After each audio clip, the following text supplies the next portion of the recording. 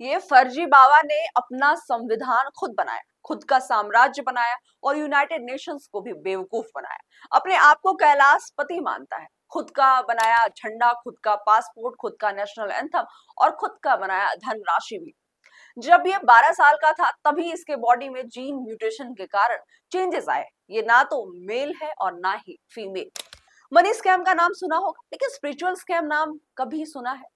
Self allied गुरु खुद को शिव का अवतार मानता है, एक ऐसे देश होने की दावा करता है जो असल में एग्जिस्ट ही नहीं करता, जो सिर्फ एक वेबसाइट पर है और एक पन्ने पर है। असल में कैलाश जैसी कोई देश नहीं है।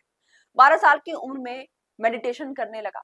2002 में इसने नित्यानंद के नाम से धर्म एजेंडा बनाकर लोगों को बताया कि ये मंत्र उन्हें उनके गुरु महाअवतार बाबा जी ने दी है। 2003 में उसने बेंगलोर के बिदादी में ध्यानापीठम आश्रम बनाया। फर्जी बाबा ने खुद को पावरफुल साबित करने में कभी भी पीछे नहीं छोड़ा। कभी कहते हैं मैं कैंसर का इलाज कर सकता हूँ, कभी कहते हैं कि मैं जानवरों को तमिल और संस्कृत सिखाऊंगा, और कभी कहते हैं कि ये भाषा सिखाने के लिए हमारे पास एक सॉफ्टवेयर है, आने वाले समय में हम इसे भी लॉन्च करेंगे। इनका कहना है कि मैं सूर्योदय को 40 मिनट तक रोक सकता हूँ।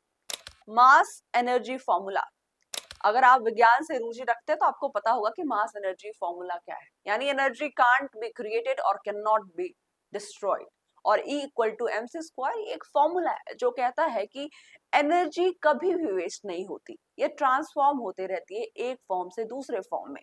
लेकिन बाबा का कहना है ये सब गलत है, और मुझे जहां तक लगता है ये सुनने के बाद न्यूटन भी कहीं रो रहा होगा कि हमने पूरी आजीवन इस खोज में निकाल दी, और ये बाबा कह रहे हैं कि ये सब गलत है। आने वाले समय में उनका मानना है कि वो 300 लोगों को तीसरा आंख देंगे। हमारी 2 आंखें शायद देख नहीं पा रही है, और इनके भक्तगण मान भी बैठते हैं कि उन्हें तीसरा आंख मिलेगा भी। ये बाबा खुद को फर्जी बताने में चरम पार कर चुके हैं। भारत में आपने कई बाबाओं को आस्था के आड़े में महिलाओं का शोषण करते देखा होगा, आशाराम बापू, राम रहीम, लेकिन फिर भी इनके अंधभक्त फॉलोअर्स इनके लिए अभी भी मरते हैं। ऐसे ही नित्यानंद का कई अंधभक्त हैं, क्योंकि नित्यानंद का बोलने का तरीका काफी डिजाइन वे में होता है, जो सामने वाले को आसानी से अपने चंगुल में फंसा लेते हैं। फिर भी हमारे देश की भोली जनता पता नहीं ऐसा क्या सोच के बैठी है, ऐसा क्या बाबा आकर उनके जिंदगी में चमत्कार कर देंगे और क्या कुछ कर लेंगे।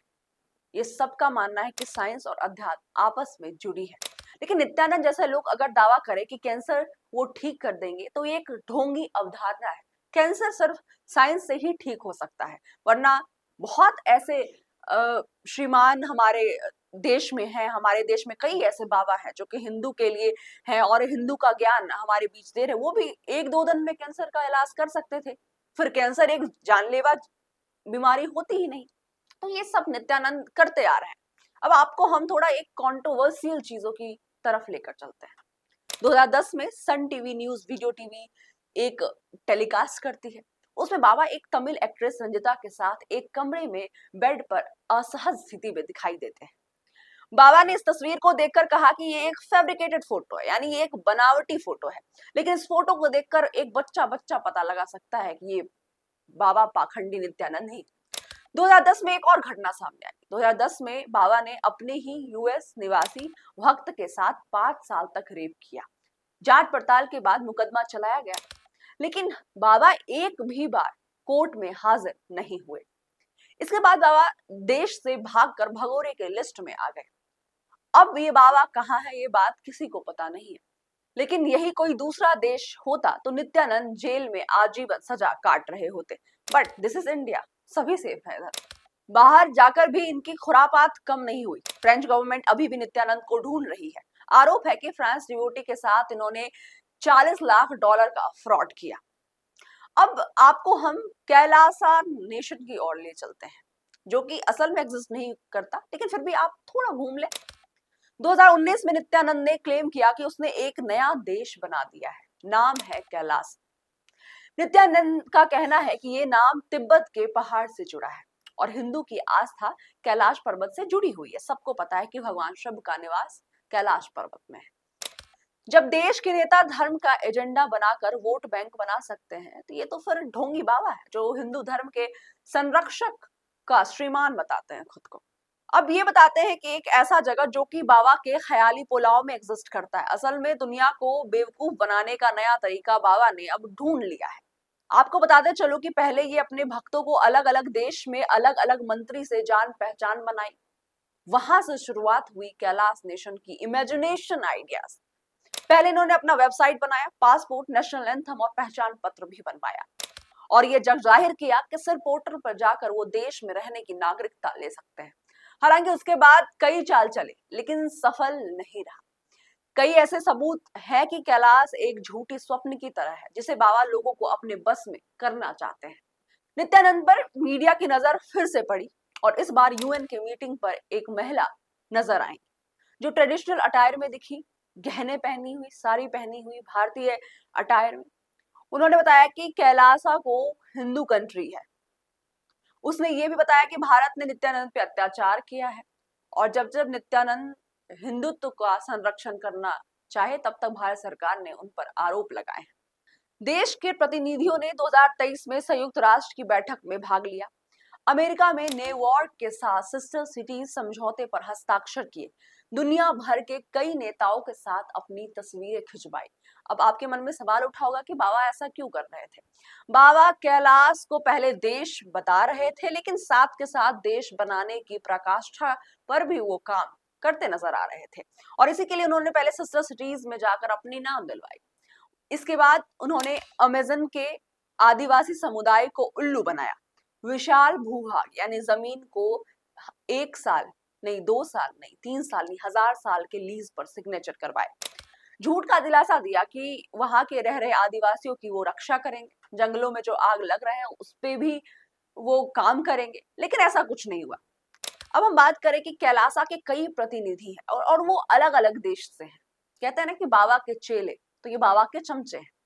कैलासा के प्रतिनिधियों ने बोलीविया के राष्ट्रपति लुइस एर्से के साथ एक फोटो के कारण ये सारा कारनामा करने में सफल रहे। बोलीविया के 100 स्वदेशी समूहों में से एक बाउरे के नेता पेड्रो गुआसिको ने कहा कि कैलासा प्रतिनिधियों के साथ उनका संपर्क 2024 के अंत में शुरू हो गया था, जब उन्होंने जंगल की आग से निपटने में मदद की पेशकश की थी।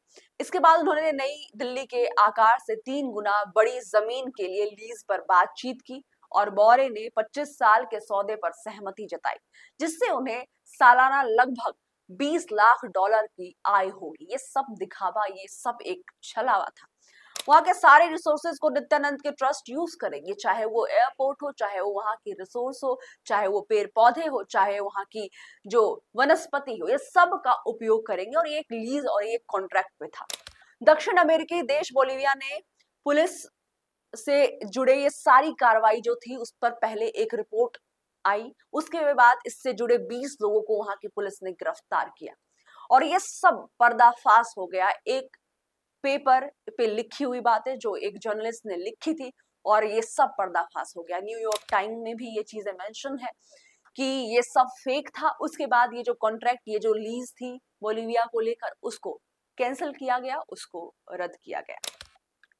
तो आपने देखा और आपने सुना भी कि एक मामूली सा 20 साल का लड़का जो कि बेंगलोर में रहा है, उसने कितना बड़ा षड्यंत्र रचा।